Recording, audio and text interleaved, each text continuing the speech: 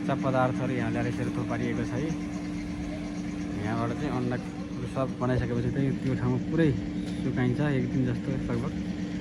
त्यसरी सुकाइसकेपछि बल्ल अन्डाको क्रेट तयार हुन्छ। कसरी बनाउँछ त भन्ने मेसिन चाहिँ यहाँ अगाडि छ।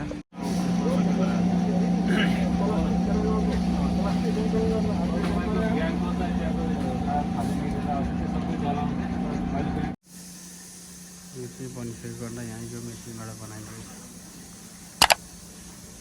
अन्डाको सेप छ त्यहाँ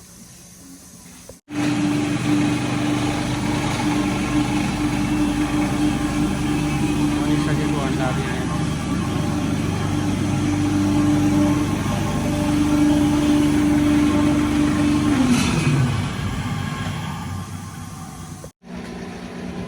कागज भइसकेपछि चाहिँ यहाँनिर आएर हिसाबले कागजहरू चाहिँ घोल बनाइदिएर दिन्छ।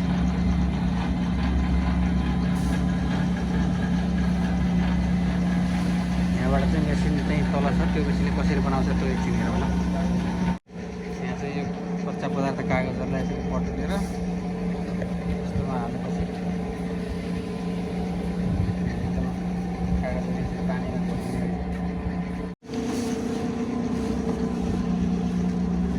अन्डाको चाहिँ क्रेटहरू यसरी बनाइदिएको छ। बाघमारा भन्ने ठाउँमा बराबर बनाएर सुकाएको ठाउँ त्यो बाघमारा भन्ने ठाउँबाट माथि लेखनाथ, तल खैरेनीको तल्लो बजार हुँदै यता माथि चाहिँ के भन्छ यो